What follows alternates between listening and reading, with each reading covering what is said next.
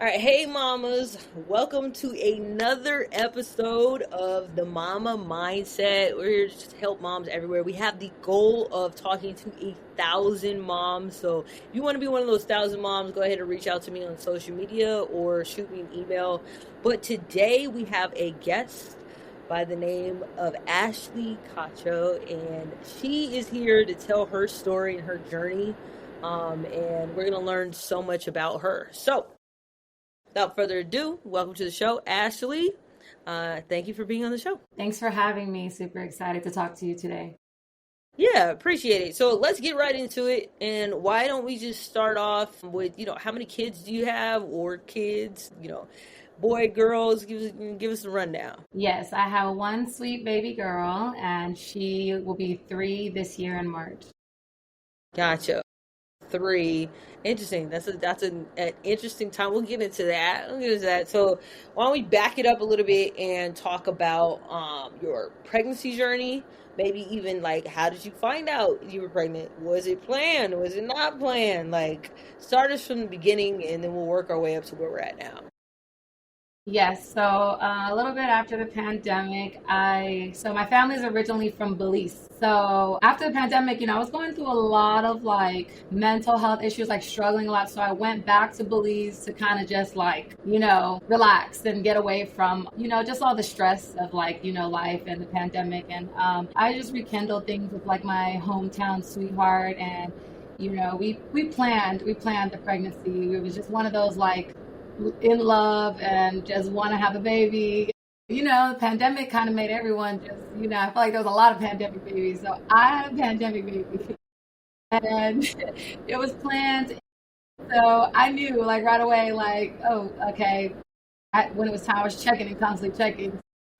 Yeah, I found out. And then in the moment, I was just like super happy. I mean, I've always wanted to be a mom and it was just, the time had come. So that was how I found out. Gotcha. Okay, so we had a pandemic baby where it was planned, and as far as the pregnancy, like, what was your experience like with that? The pregnancy was really good. Honestly, I didn't have any like complications or anything. I was always on the beach, so I had like really good scenery. I was eating really good food. Yeah, I was kind of spoiled during my pregnancy because I was just really able to kind of kick up. I did come back to the US because I wanted to have my baby in the US. I mean, I was born in the US as well. And so when I got here, did get a little bit stressful. A little bit of like the most worst part about it was just like the fatigue or like feeling sick, like the sickness and just like needing to get my rest. But honestly, I had a really good experience, like pregnancy. Like I loved my belly. Like I loved people's reaction. I like, you get a lot of attention, so that was really nice. I'm glad that you had a good experience. If I have to grade mine, I'm good. Let's put it that way. Like I'm good. I was sick the whole first trimester, and second trimester was better, right? And then third trimester, I Mhm. was over it completely. So yeah, I wouldn't describe it. I would probably give it a C. Like okay, I made it through I it. see. Yeah, not like I was good. I really Yeah, enjoyed the experience. Nah, but everybody's yeah, different. yeah, no, for sure. I'm glad you actually enjoyed it. Okay, so we get time for the birth, right? Was she on time as far as like did she make it the full term? Was there any complications? Yeah, she was full term, but I did have a C-section. They were like, I guess I wasn't like dilating enough, and it was time for her to come. So I did have an emergency C-section, which was super scary. That was like super scary. I mean, the whole hospital, I mean, I feel like after the process happened, I was like, okay, but during the process, it did feel like, oh my, am I gonna make it through this? It was just kind of one of those things like you're just like, whoa, this is a lot. Mm. And I felt that, but I was grateful because at the time I had my husband and my mom there, so I was just like, okay, like God got me, like I'm a big believer, so I just was like breathing through the process and Hmm. just praying that she came safely, and she did. Did they try to induce you? Because I know I wasn't dilating and I had to be induced by a balloon, which Yeah, with like where they like kind of like they have to go in and like I think had to like pop my water bag kind of thing. So they pop my water after. So they induced me, Oh right? yeah, yeah, the first before. Yeah, they induced me and they stuck a balloon, which is like it's like literally like two balloons and it's on a string and they stick it up your vajayjay Oh my and God. it was like somebody killed me. That's the best way to describe it. And no painkillers, no Tylenol. No, That's what you have, and they could torture people like that if they wanted to. That was you didn't do the epidural. Well, I could have. So here's the thing, right? If I would have done the epidural, then I would have been non-moving, right? And the whole point of being induced with the balloon is so you can walk around, so you can try to dilate. So if I would have did it, so it could have worked, right? But it more than likely wouldn't have done what it needed to do, and then I would have been headed towards the C-section, right? So I Wow. personally didn't want to have a C-section. So I had two choices. I could Okay. either be induced by a balloon, right? Or I could take a pill. Now, the problem with the pill is they can't control the intensity of the pill. So I would not have known like how much the pain was, and it's the same thing, no painkillers, right? But they can't control it. So at least with the balloon, if it was too intense, they could have taken it out, right? Right. That's great in theory. But what ends up happening, it's not that when it's inside, it's the it getting it in. That's the crazy part. Right. I was screaming at the top of my lungs for my mom, and my mom was right there holding my hands. My mom said my eyes rolled to the back of my head. Yes. That's horrible. Like Or, that's you're like, no, cut it. This is it. Like do you not plan on having another one? nah, I'm good. Not for me. We might do surrogate or adoption, but She me, said, I'm no, good. I'm good. Yeah, I'm for sure good because it's not like okay if they would have told me I had to do a C-section it's not that big of a deal, right? Like I would have did it, but like my preference because of the recovery time I was told that it's longer with a C-section. My preference was to try to have as natural of a birth as possible, right? So I ended up doing the being induced, and then I walked around with a balloon inside of me for about 8 hours, which is insane, right? Because you're having contractions, like all that is going on. And then I dilated enough. They said that I could take the epidural. I took the epidural. And then 2 hours later, I was at where I needed to be at, and then I pushed. And like by the time all that happened, I didn't feel nothing because the balloon was so intense that there was gonna be nothing more painful than that. So yeah. that's insane. I, hats off because So let's get into the C-section. You have a C-section. What was your recovery like? it was pretty horrible. Like the first day, um, I just remember like feeling like I was cut in half. I was just like, it was so hard to get up and go to the restroom. And then like they weren't feeding me. I was just like, I was getting like angry. The pain is, yeah, the pain is pretty bad. But I tried to just rest because like I didn't want to like force myself to have to like I understood what was happening down there, so I was like I'm just gonna lay here until I get the strength, you know what I mean? And then I just kind of pushed through it like I do everything else. Like after getting home and stuff, I took it pretty easy. I mean, I feel like having the baby in my hand, the pain, I was just like I have my baby, I'm good. And like it was totally worth it. But the C-section it was very hard after. Yeah, that I can imagine. I totally can imagine that. Did you choose to breastfeed or like what was your journey like as far as feeding? So I started with breastfeeding and it was just horrible. It was horrible. Like I love the natural girlies. I love like I'm gonna give my baby this. I love all of that. But like realistically, I'm not that girl. Like I was just like bottles, and I wasn't even getting out the bed. I was making the baby daddy get out the bed, and he was making all the bottles. Like yeah, I tried. Like I tried, but it was like she wasn't latching. My It's boobs were hurting, and I was just like, you yeah, know. it's I so for me, my baby's 100% breastfed. Now, mind you, I was on I'm gonna try, right? I was on the same thing. We're gonna start off doing this, and it just ended up working out. I didn't have the pain that what some people experience. Like it hurt because what they don't tell you is that your stomach is actually contracting, like it like which is crazy to know that, right? Like, why am I having contractions and the baby's not in me? So Right. every time you're breastfeeding, your stomach is contracting, and so you're feeling that contraction pain. Some people have like the nipple pain. I didn't really have a lot of the nipple pain, so it ended up working out. But here we are now, right? 4 months, and so my baby refuses to take a bottle. So what that means is that she has to be by me, and nobody can watch her when I'm not there because she needs to eat about every hour and a half. She comes to me to breastfeed, except when she's sleeping. So yeah, it's a thing for sure. It's been Yeah. Yeah, I mean, look, I love the benefits of breastfeeding, right? I love the benefits of what it does for their health. That's why I did it in the first place. Like, I'm one of those people. I'm not gonna say I'm a natural girly, but what I can say is like I'm a health freak, right? So I want to try to do the healthiest option if I can. Now, if I couldn't have done it, then I would have pivoted and we would went into like some type of organic formula or whatever, right? So that's why I'm always like, no judgment. You do what works for you. But like, if it's up to me, I'm gonna try to do the healthiest thing. Now, unfortunately, that was probably to my detriment now because she's not taking a bottle. Oh, nobody can watch her, and I'm glued to a baby 24/7. So it's just like, all right, you want to breastfeed, you got one or get out the other.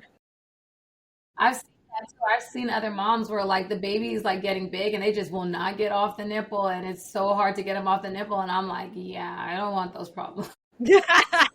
I So we were supposed to introduce the bottle like 2 weeks in, but that's not something that happened. So my boyfriend, he's a survivor of epilepsy, right? So like, if you're not familiar with what that is, it's a random seizure disorder. It means that you can have a seizure anytime. So he's doing really good about it. He's about to hit 1 year without a seizure. So we're in a much different place, which is great and it's a blessing. However, what that means is that for us, right, when it comes to how we move, we have chosen to put like my daughter's safety first. So that means a lot of the physicality of things like picking her up, right, transferring her from room to room, even things down to like, you just walk in the room and pick the baby up, right?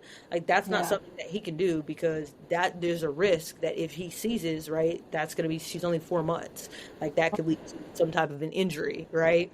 So what that meant for us is that in our relationship, and also his triggers for seizures is sleep. Well, you shouldn't have a newborn, right? Yeah. That's a Tough. problem. So I've been doing the night shifts, like all of these things, right? Kind of land on me at for now, and as she gets bigger, right, he'll be able to do more. Point is, it didn't make sense for us to introduce a bottle because he wasn't going to be able to bottle feed her because I was going to have to be up, right, regardless. So we wasn't thinking about Right. that. If I can go back to the 2 week mark, I would have introduced him giving her a bottle in front of me regardless, right? So we wouldn't be in the situation where we're 4 months in and now my mom and my dad, we have to be there in order for them to babysit. So, I mean, this is the whole thing about like parenting. So I would just say, like, for first time moms, you make your plan, right? You execute your plan to the best of your ability, but there's the plan that we make, and then there's our kid. Like, and Yep. once you have your kid, it's gonna move however it's going to move. Exactly. That brings me to like my other point. Where's I always say one of my favorite sayings is like, drop your pride, build your tribe, right? Like, so like you have to build your tribe. I learned very early on that the game plan that I had in my head, you can call me Little Miss Independent, right? Like, I'm very used to like, I'm boss chick, I make Yeah. movies, right? The game plan that I had in my head was not about to work when I had my daughter. We were going to have to adapt. So very early on, I realized, okay, I'm gonna need help.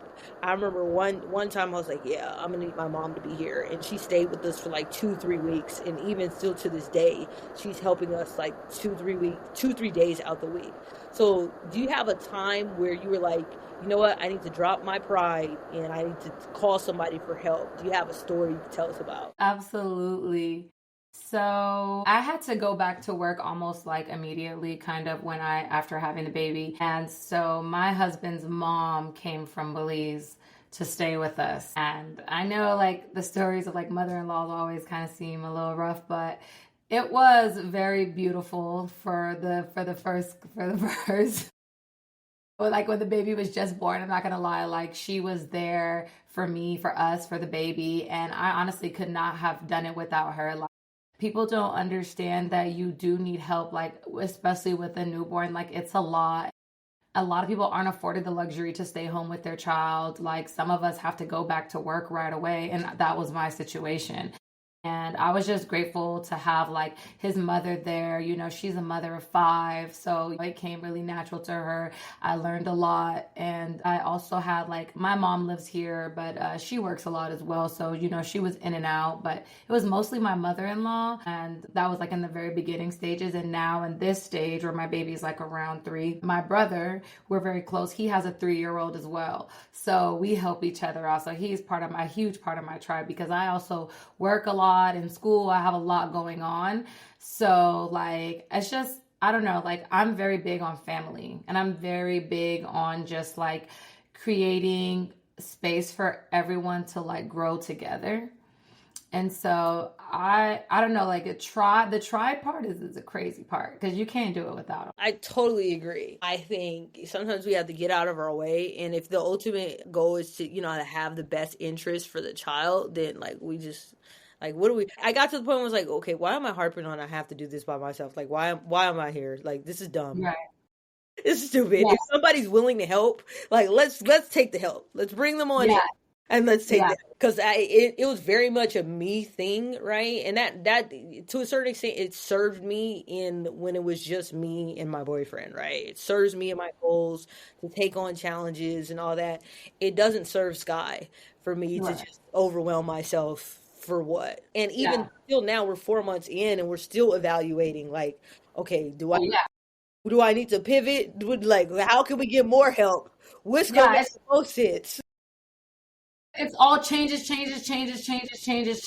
as they like develop and obviously like as they gain more skills, you know, because your baby's very young, like it's gonna change drastically, but for the better, you know what I'm saying? Because you have to remember, like, you're raising a little human being, and your little human being is not gonna be like every other human being. They're gonna be your human being. So it's like you're gonna be pivoting, changing, you're gonna have all these ideas, you're gonna want to do all this stuff, and you just pray and hope that, like, you know, other people around you see the good in it too and want to contribute.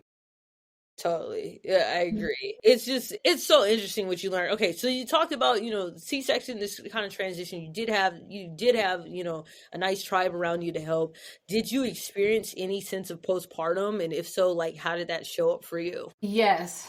The postpartum that I experienced was the fact that, like, oh, this is a real human being depending on, like, I know that we think about it like, oh, my baby, but no, like, it hit you like, oh no, like I'm responsible. God, and so and I suffered with a lot of anxiety. Like I didn't want people taking her. Like I didn't want her like on the street. Like I wanted her at home, you know, because like it just was safe for me. Like I wasn't ready, and I felt like I dealt with some like just a very high anxiety because I was away from home, and then just kind of like a little bit of a depression just because it was like, well, it's not about me anymore. Like I have another life that is depending on my actions and my choices.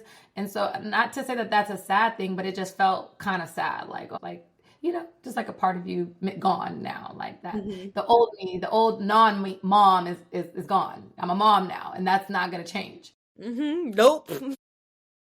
there's I be telling I was like, there's no days off in motherhood. There's no days off. There's 0 days off. It don't matter if we quote unquote sleep in. It doesn't matter. It's like that's it. Um, I guess for me, how it showed up and how it's continuing to show up is I feel like, well, I can relate to, let me back up. I can relate to not wanting anybody to touch the kid. I was a Mhm. germaphobe before, but now I'm like, I'm a hell no. You guys coming over, except if it's like my parents or people we know for a fact, like work from home and aren't outside, right? Other than that, like you wear a mask and we're putting this birth cloth down, like, and Yeah. honest, it's only like the immediate family members. Other than that, y'all gonna have to wait till the 6 month mark because I don't want to deal with a sick baby. Like I'm not doing that. So it's definitely shown up in that way for me. Beyond that, I think my anxiousness about her safety is like it's probably outrageous to like the average person, but like to me, it's like, yeah, no, I'm not playing about like her being safe. And it shows up in ways, and I'll give you a little bit more context. So mind you, I'm somebody who a previous relationship, I dealt with domestic violence. It ended up turning into a situation where it was stalking, and that person was sentenced to felony stalking me, and that person just recently got out of prison for this, right? So it's a very real situation, like as far as me being concerned. It was my safety, which was less of a concern now that, me and my boyfriend have been together for some time. We have a different residence than where I was at, right? But that's like a us thing. And then you throw in the element of Right. like my daughter, right? And so we haven't really posted her on social media, like all types of precautions that we've been taking, because there's this other element that I have had to experience, and I don't know how or if it's going to show up. Like I've been granted a 10-year restraining order because of that. So I know, like for me, postpartum has shown up like in like it. I think it intensifies these emotions that I probably would have had regardless if I had postpartum or not, but it's just like 10 times more intense. And Right.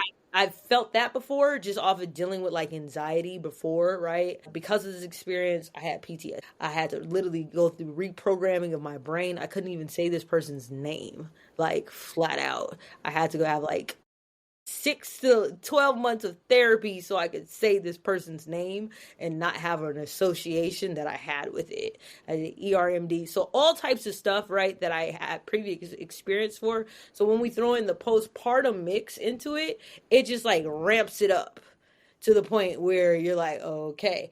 I think though, because I have all these tools after going to therapy, though, what has helped me is I'm able to catch it, right? I'm able to use my tools and then be like, okay, let me take a breather. I think I'm feeling something right now. Let me evaluate how I feel 30 minutes from now, an hour from now, and I'm able to kind of walk myself down the situation. But like that, I think maybe gets better with time. I would say it was way more intense like after the birth, right, than what it is now. 4 months from now, like now I'm 4 months removed from having her. I feel a lot more comfortable now than I did when it first happened. So I didn't I guess I didn't foresee it being this intense, right? I didn't foresee it being this intense, but at the same time, like I'm sure there's women who have even more postpartum than this. There's women who've like or depressed or like suicidal, because like you said, it's a total life change. Like to be quote unquote little Miss Independent prior, right? The second that baby Yeah. comes out, you're not on your own time. You're now on Yeah. a baby's time. Your whole life is based off of what the baby needs. And that, like you said, it's a drastic change in our lives. And like, how do we recoup from that? How do we move forward knowing that it's never going to be the same? And I don't necessarily, that's why I like talking to people. I don't necessarily have the answer for that, but I want to know that is your 3 years in, right? Like, do you feel like there's a new sense of normal? Like, it's kind of balanced out? Do you feel like you have more of yourself back than when it first happened? Absolutely, 1,000%. I feel like the older she's getting, the more I'm able to relax a little bit more, and the more I'm able to just like become a norm. Like I have a human being, like I have a child. And it's very good because you watch them change and grow, and you also notice that you have to change and you have to grow. So I love that part about it because like I see her and I'm just like, oh, she's so amazing. She's so amazing. But then it also reflects back on me. I'm like, I'm amazing too. Like, oh, I'm growing too. Like, oh, I'm changing too. So I love that because it doesn't make you feel like, oh, like you just go back to just like kind of, sometimes we get older and we're just like, ah, well, got a job, got this, and like I'm stuck here. But like, no, we're evolving too. We're not children, but we're still evolving. So she's that for me, like a reflection to me. And I'm always reaching. I'm very ambitious as well. I have a lot going on, a lot of goals, a lot of dreams. So I'm always like trying to recreate our lives together. Like, not only am I doing something with myself, but I'm helping her do something with herself so that she's in touch with who she is and she knows that she has all these things to turn to and to look to and to create. Gotcha. So You that know, part I is love that. I that love part is that really you're good. It getting feels your good now new because now sense I'm of not like normal in the and like oh you feel like worry I guess you worry. know Michelle Obama says becoming, right? Like you're in the process of becoming and thriving. So let's get into like some of the stuff you have going on. What are some of your goals for 2025 and beyond, Yeah. right? And how have you been juggling those goals and motherhood? So okay, where do I start? So I mean, so I'll start with the fact that like since I was a little girl, my biggest dream was to be an actress. Like I'm when I moved to LA, I did some acting, did all of that. But I've always been a hustler. I've always worked. I've had a job since I was 15, right? After having my baby and after kind of building myself back up after the pandemic and just after the baby, I cocktail, so I'm a cocktail server on the Las Vegas Strip, but I also still study acting and film and wanting to jump back into the film industry and get back on my auditions and things like that. And at the same time, I'm also a small business owner, so I'm opening and developing a cleaning company here in Las Vegas. So just a couple of side hustles while I reach my biggest goal, you know what I mean? But I also like I want to be able to create those passive income so that I can like free myself up because you know you can't really do things without being stable. You know, my first priority is being If stable and anything, I making feel like sure I that you understand know that for my sure. baby is supported and taken care of and you know my bills and things like that as I at the same time still reach for my bigger goals. So, yeah. Love that. I mean, I can be a testimony as far as being in film just as a director, and we'll talk on that after the show. But I understand like having it, you know what it really boils down to now is just you when you're a mom, like bills need to be paid. We need to have a roof over our head, right? And although we have partners or move from different partners, whatever the situation is, like I feel like as a parent, it's our own individual responsibility to make sure that our kids are good. So what that looks like for different people is different. And so I get it. For me, you got to have multiple sources of income. I love Yeah. that you said you your cleaning business. That's dope. That's something that's evergreen for sure. Yeah, absolutely. As well as getting into acting and what that looks like. But before we get off of acting, if you had to say what type of roles that you want to play, like your dream roles, what does that look like? So I have two dream roles. A dream role for me, some of my inspirations I would say is Angela Bassett, uh, Kerry Washington. So I would love to play something deep, something dark, dramatic. I love Black history. I love Black women, and I want to portray like a very strong character, someone who's been through a lot, and someone who you know who pushes through. Because I feel like that reflects who I am. And then my other dream role is some type of assassin. Like I want to be a badass, like shoot up, kill everything. like like I've never like shot a gun, but I just want to learn. Like I want to do like martial arts. Like that's the goal of mine because I just recently got into fitness and I'm just like I love how it makes me feel. I feel empowered. I feel strong. And I feel like it's just a beautiful representation of who we are today as like you know young Black women and the things that we're going through, the things that we're battling, the things that we're dealing with. Because and I was telling my sister this too, who was dealing with some things, and I was just saying like, hey man, our parents didn't go through the things that they're not dealing with a lot of the things that we're dealing with today. So sometimes it's if you're being misunderstood by your parents or you want to be understood, it's okay to not be understood because they're not dealing with the pressures that we are dealing with today. And there's a lot going on, you know. I feel like that's fair. I always say like making sure that if you're asking for advice or you're, bouncing ideas off of somebody, you want to do that with somebody who has similar experiences as you. And so like, I'll go to my parents. They've been married, I don't know, almost 40 years at this point. Yeah, right. So like marriage advice, right? Like, oh yeah, perfect, great, because they've seen like the ups and downs and stuff, right? All right, social media advice, I probably have a little bit more social media experience than they do. So I do think it's definitely important to, understand your audience, like, who you're bouncing your ideas off of, who you're getting advice to. But I love that. No, I love that. And I can see you in those roles too. So, Thank hopefully I you. can be a part of your acting journey as well. Because the cool thing Absolutely. about talking to 1,000 moms is like, I should get some new mommy friends out of this, right? Like, Right? Yeah, exactly. that's kind of the point too, because I was like, I don't really have any mommy friends. I'm the first person out of my friend group that's pregnant, like, and had a kid, like, and all that. So I'm experiencing it. They're probably about, I'm gonna say, well, two of my friends are engaged, and so they'll probably be married. They're probably a year, 2 years out, and then I have one other friend who's pregnant right now, and so our daughters will end up being play buddies probably like 6 months or so, right? It'll start, Right. catching up. But other than that, I don't really have any mommy friends. So this is part of the reason why I wanted to do this podcast. I was like, I need some mommy friends. Let me learn about what other moms are doing. So hopefully I can add you to my mommy friend group for sure. Yeah, no, I love that. Like when I seen your post on Thread, I was like, yo, someone cares. Like we're out here. Like, because, and I responded because I feel like being a mom means so much to me. It has literally changed my life. Like, it has really changed me. And I'm just like blessed. I know that there are women out there who want to be moms that I don't have the ability to be moms. I just know how much of a blessing it is. You know what I'm saying? And it's work. It's work. It's work. I know everyone wants to think it's like so glamorous, but it's a lot of work. It's a lot of pressure, but it's totally worth it.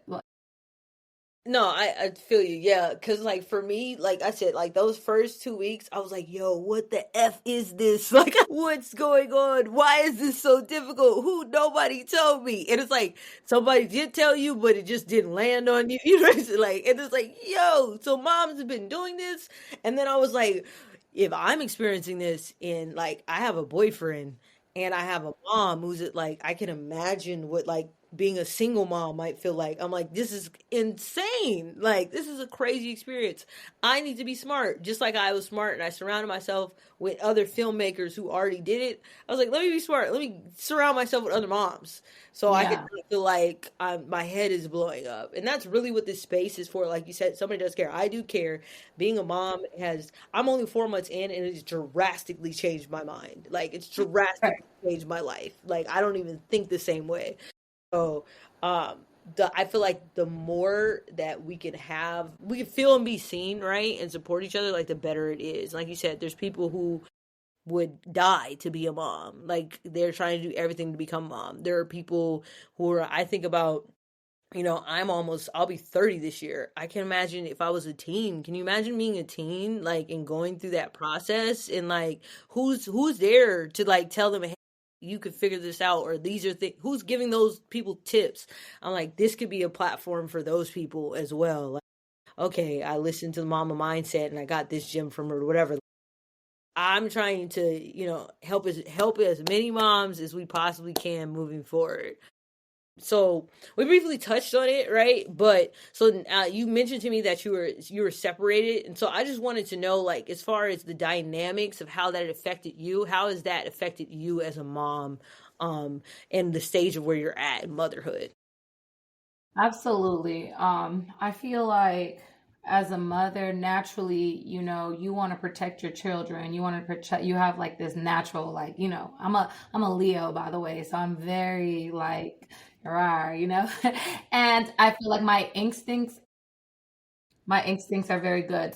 Like even just being separated, I didn't want that. That's not what I want. I didn't want that at all. But in life, sometimes people they're not fully aware or fully healed with themselves or doing the work with themselves in order to like realize what they have and like what's going on, right? We're all dealing with things. But I had to make a choice for myself and for my daughter to separate so that the father of my daughter could go take care of himself. You know what I mean? And that was the hardest thing for me because it took time. It took time. It wasn't just right away. It was like I didn't want it to happen. Hmm. And in the end, it was the best because like I just feel at peace. I'm working 100 times harder and life is 100 times harder for me. But I see it as, you know what? I'm happier and I'm at peace. I grew up with a single mom. So, I'm not like pushing him out of her life, but it's more of like there's a standard that needs to be met. You know what I'm saying? And if you can't like come to that level, and it's work. I'm working. We're all working. We're all working trying to make a betterment of ourselves, and we can't be repeating the past and repeating the past of our parents or people, because I feel like I come from a lot of trauma and he comes from a lot of trauma. And so it's like, but I feel like now that I like stepped away, and I feel like he's working harder to be a better father, which is the goal. Yeah, that's always the goal, and we're rooting for him. Right. We're rooting for him. Exactly. Ultimately, that's going to be better for you guys as a child, is for both parents, right? To be in a place that's, you guys are striving to hit your goals, you guys are being a good example, and you guys are able to communicate effectively as parents. So definitely rooting for you and him on that tip. I'm sure it's probably, been a drastic change as far as like your adjustment to it. But I guess the question I would ask is this. You talked a little bit about, experiencing trauma like you did yourself. Do you feel like that may have played a role in your perspective, right, moving forward? So I'm just talking about like you saying, I identify this, I want to work on what I want to, work on myself too as well, right? So I can be a better version of myself. How has that shown up? Like, did you decide that you wanted to get in therapy? Is it something that you're aware of that you don't want to pass to your daughter? Yes. So we tried therapy like together. We did the couples therapy, tried that, and it wasn't working, right? It wasn't working. So the way, yes, it did show up for me because I'm very aware of mental abuse, verbal abuse, and physical abuse. Like I experienced that growing up with aunts, moms, everybody, And I felt like I was just kind of like, I was that girl that was like, oh, no one would ever, no, ever, just no, ever. You know what I'm saying? Like, oh, never take that. And then like, here I am taking it. And so it's like, I'm like, it's like almost like kind of like I almost accidentally like had to go through that. Like I had to have that. I like not that I had to, but it was what's the word? It's like it was inevitable. I feel like it was almost inevitable for me to pick a man or be with a man or that had the same experience. And seeing it and experiencing it, I'm like, no, absolutely not. Like, absolutely not. Like, I don't treat myself this way. Why would I let another person treat me this way? You know what I'm saying? And yes, you may be going through what you're going through and taking it out on me, but that's still not okay. It's still not okay. You have to work on yourself, and I'll work on myself too, because a problem that I had prior to was I'm just like, I didn't know much about boundaries. I always knew like, oh, you love someone, you give them your all, but that's not the case. I think Can't give people all. no, you can't. I can relate to that 100%. I touched on my previous situation, and I'm not saying that yours was to the degree of that, but just the principle of having boundaries, I think, are very important, and it's important as moms that we stand on those boundaries, especially moms of daughters, right? So that we show them that when certain boundaries are placed, that's not what you want to accept for yourself.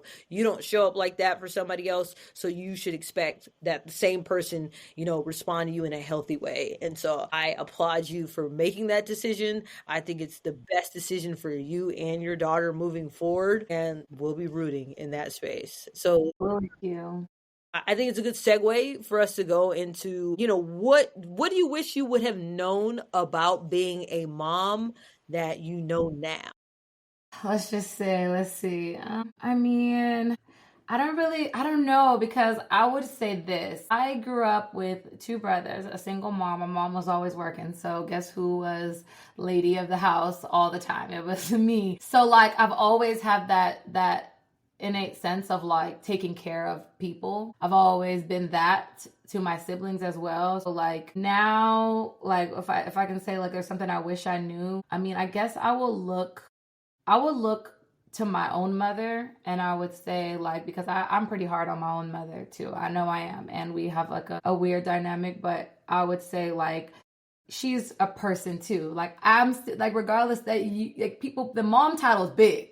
big little title to wear, especially if you have more than one kid, you know. And I'm pretty hard on my mom because I just like, I don't know, I'm pretty hard on her because obviously your mom is the number one person you look to, especially as a woman, as a girl. You're like, mom, you know, who else am I gonna call? You know what I'm saying? So I just wish that now I'm like, okay, even though you're mom, I'm still Ashley. You know, even though my mom's a mom, she's still Lavonda, and I have to give her grace. I wish I would have saw that before, if that makes any sense. I Now think that you're a I'm, little frozen. yeah, I might have froze for a second. You got me now? Yeah, I got you. Okay, cool. Now that I'm a mom, I see that, like, I don't know, I get the best way to describe it is as a kid, like a mom is like superhero to you. You know what I'm saying? It's like not a, it's like it's a person, but you're not really thinking about mom like a person. She's mom. Like, what do you mean Yeah, you're mom? Like there's nothing you can't do, your mom. Like there's nothing you can't fix, your mom. Like your mom. And part of that, I see why part of that exists because now I see like because I see this guy like she comes to me to all the I come to me to all your problems. I fix your problems. hmm I'm hungry, I fix that. You're sleepy, I fix that. Like and so that just keeps repeating. And then you see in their own personal life, like for me, right? I saw my mom who was self-employed. She had a business that grossed over $1 million a year. So like this whole superhero complex to me was like doubled down like 100%. It was like my mom is from South Central LA. So you went from nothing, college graduate, qualified for the Olympics, then was in law enforcement, real estate, interior design, boom, boom, boom. Like I see you achieve every little thing. You're the ultimate executor, every little thing. So it's like there's nothing that you could do wrong. There's literally nothing that you could do wrong in my head. And then now that I'm older, I'm like, okay, this was highly unrealistic for right, for me. For me to expect this on somebody, like what? Like no, my mom was probably having tons of stress, you know, that I never even knew about, right? Like my mom, like right. when did my mom have time for herself? Like I'm thinking about this now as a mom. Like how do we expect these from these people? These people are just people. And I definitely think immediately within the first week of being a mom, my appreciation for my mom went shoop just way through the roof. So I could totally relate to that. Definitely. Absolutely, yeah, absolutely. It's crazy. So let me see. Let's see. What's a good another question that I got? What do you think was the most unexpected experience with motherhood? Just how fast it's going. I see people with their kids and their kids are 18 getting tattoos and I'm like they were just a baby and then you have your baby and then like my baby is like talking back, she's like sassy, she's just telling you how she feels, she's like I'm just like what. Yes, it's going way too fast, like literally that is the craziest thing to me because I'm like yo what is going way too fast for me. So I didn't Yeah, see, expect it I feel I'm to starting last to a feel little bit longer. You know, you just think, that's I'm starting to feel it now because like she's 4 months. She's rolling over. She's starting to sit up. She's like goo goo gaga to talk. I mean, she's not saying she don't know what she's saying. I don't know what she's saying, but she's saying it all day long. She's saying it. I'm like, man, you were just in the position where you were just like, you wasn't really moving that much 4 months ago, and now we're getting into it. She's trying to she's trying her damnness to crawl all day long. I'm like, wow, where did the time go? So I can imagine how I'm gonna feel at the 3 year stage where you're at. It's like, yeah, it's wild, yeah. super wild. You're gonna love it though. You're gonna love it. You're gonna laugh a lot because they're gonna say the craziest things and then keep it so real with you. And you're just gonna be like, you know, you're gonna love it. You're gonna love it because I love it right now. I'm just like, oh, she's just developing her personality, and you know, you try to tailor them a little bit, but they're gonna be them. Period. Oh, I love that. If you could give a first time mom any tip, it could be something small, random gem that you would give. What would you say? To just enjoy the moments. Don't stress yourself out too much about am I doing it right, wrong. Just seek help when help needed and to just enjoy motherhood. It's a beautiful thing. It's very such a blessing. I find myself losing time when I'm with Sky. And this is the first for me. Like, I've had so many big moments in my life. I can go back to like one of my biggest goals out of high school. It was, well, I decided that I was going to chase after music, right? And I turned down multiple college scholarships for sports, and I went academic scholarship. I was like, I'm gonna rap, I'm gonna do all this thing. So within a year after that, I ended up on 106 in Park. I ended up touring around the US. Like all of this happened, like super big. And I remember watching my music video on 106 in Park, which if you guys aren't familiar, it was on BET. It was huge. It was like, if you're familiar with TRL, it's like, it's the black version of TRL. That's what it boils down to, right? For people who don't Right. know. Everybody don't know. You might know, but everybody don't know, right? So that part, right? So the black version of TRL is it's big stuff, right? To have your music video on 106 had her one of these bar. What I remember about the moment, I remember it because it happened when I was at my freshman year, and we were at a dorm in my dorms, and like the whole dorm floor shut down because they knew I was gonna be on 106 Park. Everybody crowded into my dorm room, so I remember that moment and being frozen in time for those 2.5, maybe 3 minutes for that music video. And immediately after that video aired, I was thinking about, okay, so what do I need to do next? I need to do this tour. Like, I didn't take in the moment of like what was happening. And there's several other moments in my life that I feel like I didn't take in the moment. But with Sky, I feel frozen in time. Like when we're singing Wheels on the Bus, well, I'm singing, she's listening, but whatever, right? When we're playing and we're singing and we're having these experiences, like time just freezes for me, and I'm really just taking in the moment, like, wow, she's experiencing this for the first time, and I get to experience this with her for the first time. And it's just like I could just be present, and I find myself being present with her, and I love that. So that's probably the tip that I would give a first time mom, even though I'm still a first time mom, but somebody who's just starting off, like, just be present. I think that's so important Yeah, for sure. be present. Yeah, yeah, you definitely. Then the connection grows stronger that way. I feel like, you just have a connection and a bond with them that, like, when you're present, you're just like, you're creating these moments that are unforgettable. You'll never forget these moments. And that's what we live for. We live for our memories. We live for, we live to have these moments and these experiences that make up who we are. Yeah, I totally agree. All right, well, we're gonna wrap up here in a second, but I just wanted to open the floor to you. Anything that you wanted to ask me, or anything that you wanted to talk about, we can touch on. Yeah, how do you stay balanced with all the great things that you're doing? How do you do you take time for meditation, and like how do you take time for yourself as a super mom? I'm not right now. I'm not. I do have a game plan to implement that, right? But like my time for myself right now is about 15 minutes. And somebody might not have 15 minutes. So I'm okay with my 15 minutes currently. And it is when I'm in the shower and he's washing her, because they'll play on the floor, they'll do floor time, right?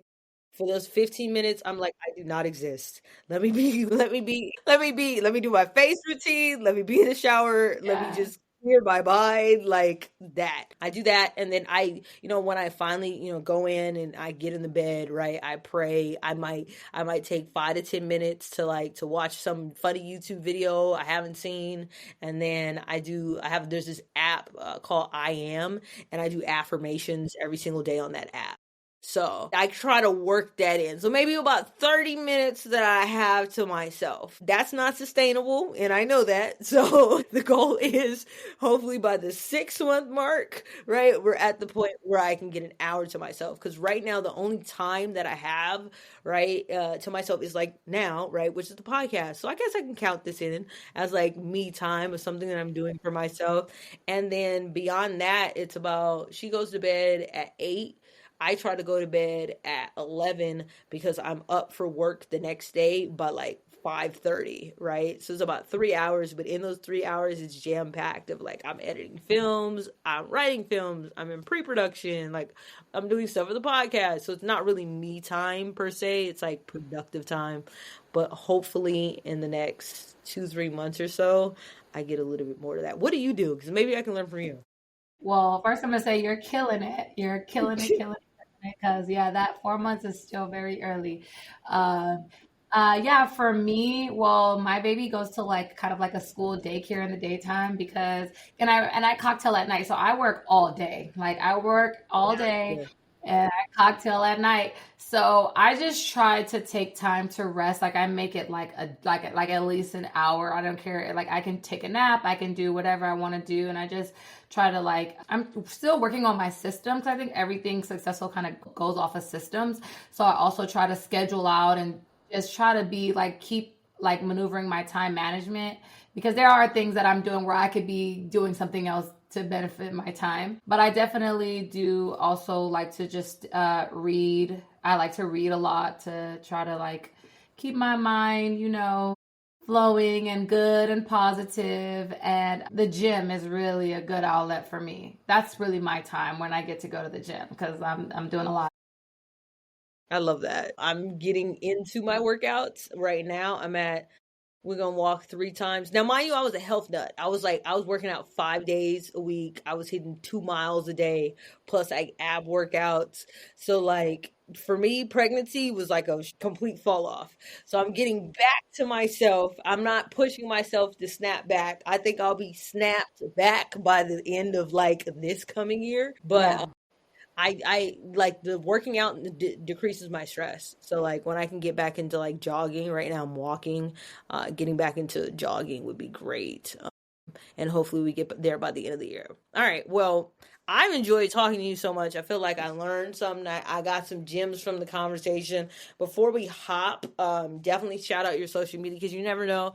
Not only am I into film, you don't know who's watching, who's listening. You might get booked from this, right? We're gonna go ahead and manifest some blessings going your way. It could be somebody who's got some resources for the cleaning business. We don't know what's gonna happen, so be sure to shout out your social media. Where can people follow you and get in touch? Yeah, absolutely. Follow me on Instagram at Journey Girl, which is my baby's name, Journey. So Journey Girl, spelled JourneyGirl. Great. Appreciate you having me on the show. Thank you for stopping by. And if you are one of the 1,000 moms that I need to talk to, don't hesitate to reach out. Or if you just like enjoy listening, do us a favor. If every single time we have an episode, if everybody listens to the episode, tells 2 people. That's it. Just 2 people about the pod. Wait to see where we end up being at with our numbers by the end of the year. I know it's going to be a great year. We're going to be able to help so many people. So I appreciate you guys. Until next time, thank you for joining us, Ashley. Thank you.